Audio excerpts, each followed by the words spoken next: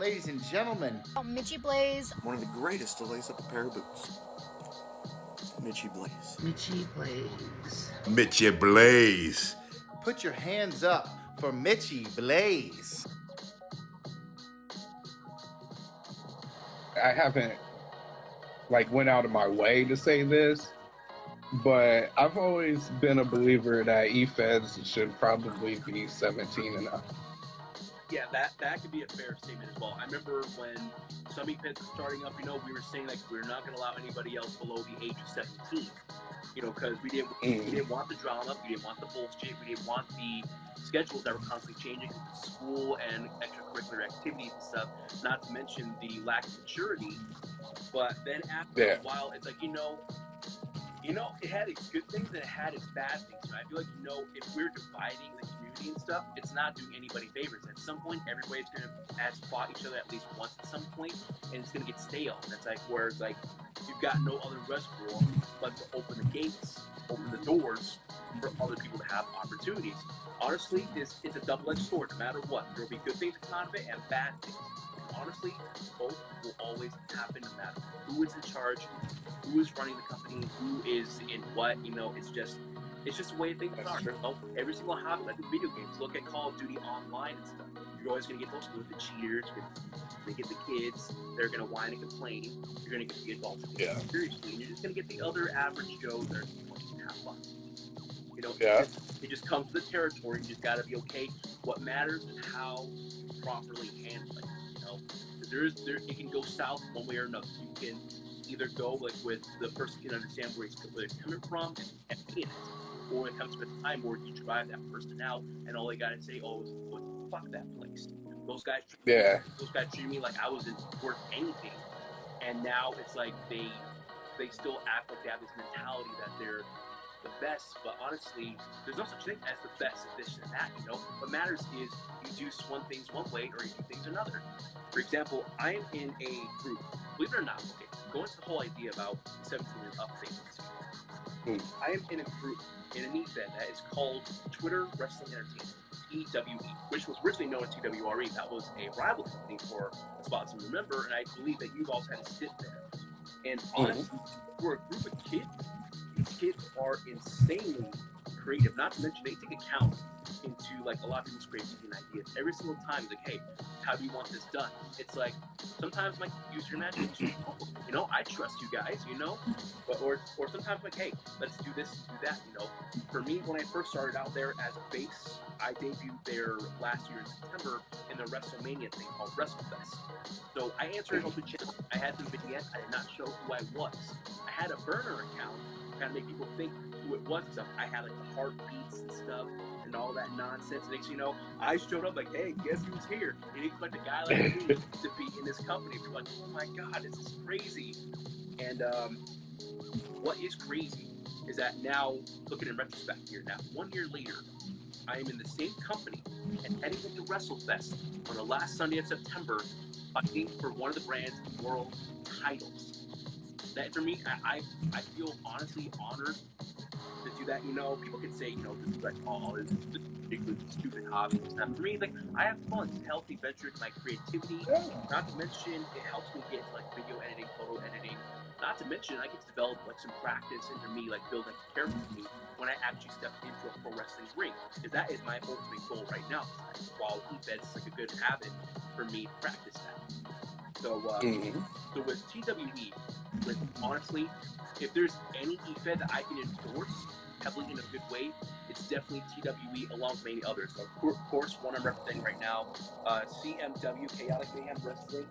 I love Renee, who's possibly in here, her brother, with this awesome logo in the back for the brand. I don't know if y'all can see it. Nah, we can't get a shot of it. Maybe actually. But we see the. Honestly, I don't think I can get a best shot at it. Honestly. There it is. There we go. I just had to get off my ass for a second to show you. CMW proud. I am absolutely proud to be a part of that brand. I was very proud to be its inaugural world champion as well. Now, a tag team champion alongside with RJ, Brooklyn Savage, of all people, is like, dude, I never imagined I could actually be in a tag with this guy. Like, here we are, and it's absolutely mind-blowing. It's like, dude, this is like one of the best EFed workers there is. This guy has been in the game 10, almost close to like 10 years. And it's mind-blowing. And I feel like, you know, with all the EFed teas that were going on and stuff, the apparel RPG, those guys were absolutely amazing making this shit right here. I made this design myself on Photoshop. I gave it to them. They got things done in a day or so, and everything just went smooth. I didn't have to pay for anything. I ordered my own shirt, and I am honestly so happy with how it turned out. Honestly, if you want a tag team logo like that, you know, that is the way to go. It's like, some people have seen this, you know, at work or the place. Like, it's like a band or anything. It's like, no, believe it or not, probably a little dorky. It's an EFed thing. What's that? Oh, think about D&D. That's trackies. It's basically that for wrestling fans on Twitter. And they're all saying like, oh, is it really that big of a deal? It's like, well, it really depends on where you're at, you know. And I had to give them like the whole idea of what EFeds were. I had to talk to them about 5 minutes for that. Not to mention, they're like, wait, that's Twitter? I was like, is it really that big deal? Like for me, like it's because, believe it or not, Twitter. I had no idea what brought me to get to that app. But one day, like when WWE NXT was having a show called Halftime Heat during the Super Bowl in 2019. I was watching that, and I thought, for some reason, I had no idea what I was doing. I was live tweeting stuff. I was live tweeting that show, and somehow it got people's attention. So this was like a platform for me to speak about wrestling without any family or friends judging me. That was my insecurity. Yeah. Next thing you know, I started following people. I started interacting more, get out of my shell, and then a year later, I became EFed, and here I am now still. Even through a few counts later, other bumps in the road, you know. I'm here on Instagram and Twitter, you know, just able to express myself the best way I can. I'm very proud of myself and others that are in my corner that's been through this journey. You know, that's kind of a similarity. Me and you, I kind of came to Twitter and got into EFed stuff. I joined Twitter like I think just a few months before EFED became a thing, and I was instantly in there. EFED original, you know, down to the T. That was the cool thing too. You had people that were doing, believe it or not, EFED's been around since like the late 80s, something going into the 90s. Well, yeah. You had people that were like in boardrooms and that were doing like backyard wrestling stuff tied into it. You know, it's absolutely crazy. When you actually get some OG players into it, it's like, oh my god, that's amazing. I mean, you've got yourself included. You've got guys also like Mass Babyface. You know, it's really mind blowing. He's like, oh yeah, I played this game before. You know, what really? It's been around for that long? Because at first I thought, because for a while, you know, when something big like this happens and it completely changes the complexion of the wrestling community just by a little bit and stuff, it's like, oh my god, I think we kind of started a trend. You know, and from this starting from like all just from like a 14-year-old kid who's saying, hey, I'm just putting a random Twitter tournament in polls and stuff. I'm gonna put your name in it if you want to be in it. Like, I'm like, hell yeah, I'm on board. You know, you had all that stuff that happened. You know, and it was like, this is kind of crazy. You know, to think that something like this, spend my time on Twitter, that's unbelievable. Then what sprouted later on, it's crazy. It took a life of its own, and then it helped me, like, part of myself that I've always wanted to express. You know, I've never had the courage to be in front of a camera and stuff. Believe it or not, I was scared to death of ever thinking that I would be in front of a camera, even though I had to be being a wrestler. It's like, oh my god, how am I going to become a wrestler if I'm too afraid to be in front of a camera? But now it's like, in front of the camera and I'm in the hot seat. It's like, yeah, put me in there. Put me in the spotlight. Let me speak my narrative. Let people ask all the hot questions they got on the mind. Put me in the hot seat. Make me... With that badass shirt. It was, it's quite a journey, you know? Like, for me, like, the first ever video promo I ever did, that's the thing that kind of got big in because, you know, how they started acquiring promos in some spots. But my first promo I ever did was on two big Twitter accounts, you know? You had Dig Bang Klondike, and then you have Meaning for Follows, which both are great wrestling accounts. One is extremely hilarious, one is great with his crafts and stuff. Dude, with the likes of Dig Bang Klondike, that dude has charisma off the ass, you know? All Steve, there's still reference right there. Yeah. But man, doing a promo on that and new reaction is starting out as babyface, people were liking it for no good reason. Like, oh my god. It's like, I had no idea how to do tone. I did not have good eye contact. I did not have good, like, EFed character editing. You know, it's like, Yeah. it just hit. And it's like, this is a game changer. This is something I'm actually looking forward to actually doing. Like, I actually felt great. Like, I never thought I could put myself out there in such a way, you know? It helps me build some confidence I've always wanted. That, what you just said, the whole fucking wrestling Twitter needs to hear that. Because that's what it needs to get back to. You know, and I'm the same as you, by the way. I never would have thought I'd, you know, be looking down the camera and, you know, shit like that. Right. Trying to be all serious and shit. Yeah, especially when you live with family and stuff. Look, I have my dad, I have my grandmother, and I have a dog, I have siblings. So next, you know, when they see me in the backyard cutting the promo, they're like, what the fuck are you doing? Why are you yelling? It's like, they're like, man, I'm just trying to have some fun here. I'm just cutting a promo here. It's like, what are you cutting a promo for? It's like, it's a long story. But I really have to get into it, honestly. It's like, it's something I love to do. It's like, oh, yeah, you're doing that thing now, aren't you? I'm like, yeah, I am. So if I'm yelling, forgive me. That's the thing too with my EFed promo. The times I really want to yell and drive it home, when I have neighbors who have dogs and I have my family to get together, and it's like, damn, I can't win with this. I gotta be in some place where it's like I can be by myself and I can just go like yeah, fuck you, I'm gonna beat you ass, I'm gonna carve my initials, this and that, all that bullshit, you know. That's just, it's what I want to do, but it's like with the amount of people that I have taken into consideration, you know, I don't want to talk about what like Yeah, all cussing and shit, yelling. Somebody think there's some shit going on. Right, it's like, whoa, what's going on? Is someone getting a fight there or something? Somebody about to get their ass whooped. They're just gonna say, oh, I'm sure there's two sides. Oh shit. That's hilarious. Honestly, I think when I started telling when I told my family about EFed stuff, you know, I didn't get too deep into it, you know, it's very brief. It's like, I just do these videos for fun, and plus it helps me practice on building a character. I told them, like, hey, what I'm doing here, it's helped me connect with so many people on this app and on other apps. Not to mention with speaking with Mitch E on a podcast. Not to mention just everything that just came along with it. It's such a blessing. Speaking in general. Just speaking in general, you know. It was like this extended growth that I always wanted. You know, I felt like there was something missing for me. It's like, where's that confidence I've always boasted about having? Where is that personality that I've always wanted to stick out? Where is all those friends that I've always have? And that's where Twitter, Instagram, and EFeds play a big role. That people could say, oh, you know, you can't live your life in social media. That's like, yeah, I can get that. I'm not trying to live my life like that.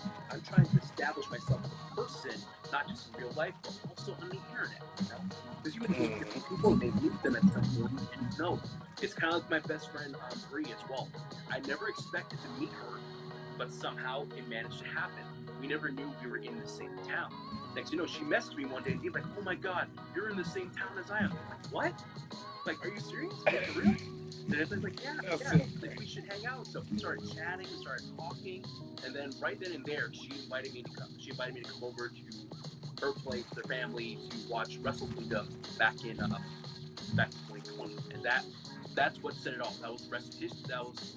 And then the rest is history. You know, we became very good friends, best friends. We both had the same dreams. We've been pro wrestlers. She is also in the game with EFeds, and honestly, has become one of the biggest highlights many times in my EFed career. Like, if some people can remember, I had a beef with her. I first started out with EFeds and stuff.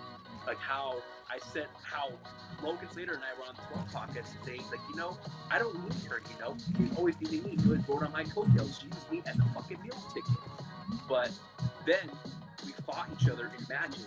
First, we started off in a no ropes barbed wire match. And now let me a question real quick. Yeah. Was you guys, you know, did you guys know each other real well? like behind the scenes and everything by this point? Oh, okay. Okay. Okay. I just wanted to know because it's always kind of different when you have a whole feud with somebody who you really know well. Right. And a lot of times it comes out great, just like you and Bree. Yeah, it honestly did. And what's funny is that a couple months ago when we hung out and stuff, we were just having some Japanese, watch Elimination Chamber and watch Thor. Because I'm not big on reality tag TV, but she kind of had me get interested in it for some reason. But we looked at the EFed stuff. We looked into her old promos. When it comes to promos, back then she used to heavily rely on her writing skills. Then every now and then you will see her do a video promo, because oh my god, it's like chills. Like for me, look, when she does a promo, she's very hard on herself. And I try to tell her, it's like this Christ freak, you put yourself out there. You had the courage, you had the guts to actually do that. Most people are not willing to put out there, put yourself into a character. You executed in such a way where he sounded very calm, collected, very haunting, and chilling. It's like when she spoke to you and saw you, like while she was looking into the camera, it's like, oh my god, it's like she's literally talking directly to me. It's like she's gonna kick my ass. So that's when I watch him attack me, it's like, oh fuck, she's gonna kick my ass. It's Oh yeah. It's absolutely Cause she's legit got to be in the topic in the conversation when you talk about greatest female EFedders. I agree. And not just me being her best friend, I honestly agree she is one of the greatest right there. And she doesn't believe that all the time. And with going back to their promos and stuff, we were looking back on that and reflecting. It's like, man, it's like, with the video promos I'm doing now, I could have listened to the video and it would have been insane. And I'm like, it's like, yeah, you're reading that. It sounds like that promo. It's that damn good. You can do it both ways. Right? You can do it on video. You're very talented in many ways, that you can't keep yourself aware of. You're doing great. Plus the fact that you have a dream of becoming a wrestler and stuff. I mean, this seems like you have a bright future. You're a hell of a mouthpiece when it comes to like having yourself a character, kind of go promo and stuff like that. Now, granted, we're not ready to train, but what we do is we feel like somebody else that we never thought would be. And that's the other thing. The only thing I can give away right now is that with what's been going on with the Wikipedia, there is a very special thing. He has got these ideas she's been planting in my head. Stuff that's like, this is going to get amazing. This, people are going to get great. I'm excited. That's me hyping up, but it's also me being excited for what she's going to come out. It's like, yeah, I have to say that. It's going to be fun. Like, yeah, do it. It's like, well, I don't know. And they're like, no, just do it. Please, don't be hard on yourself. I'm hard on myself. Please. I hate it when I see you hard. You gotta just do it. You just gotta jump. Yep.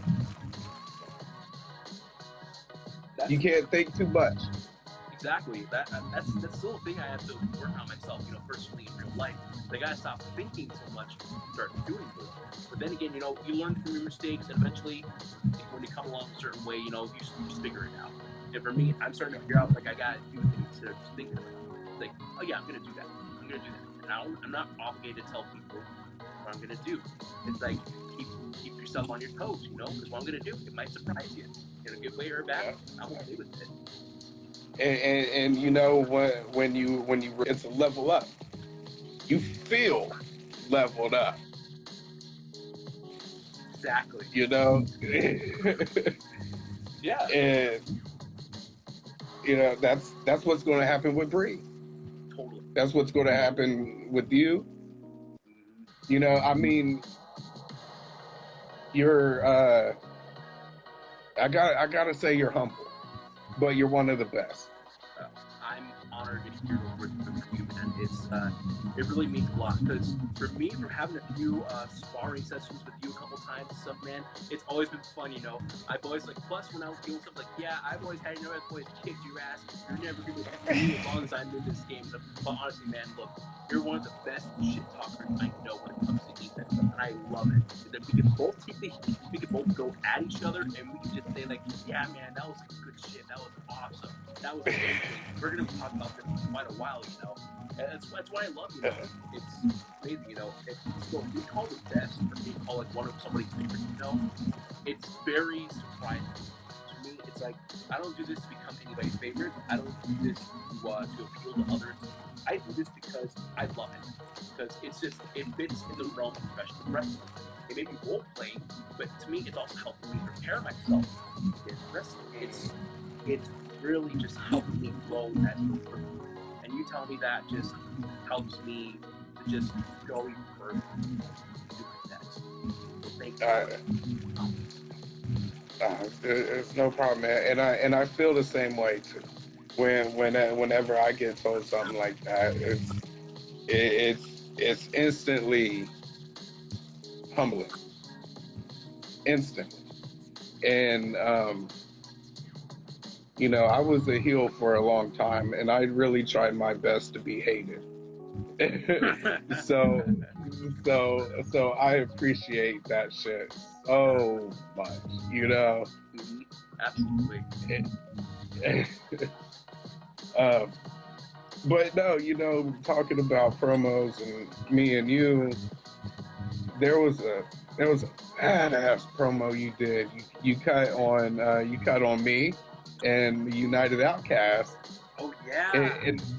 It never went nowhere, but man. But still, it doesn't matter where it happened or when it happened. What matters is what is kept. Because trust me, I know where the United Outcasts are at right now. I know where I'm at right now where the United Outcasts is right now. I'm in KF Ham Wrestling. Don't worry.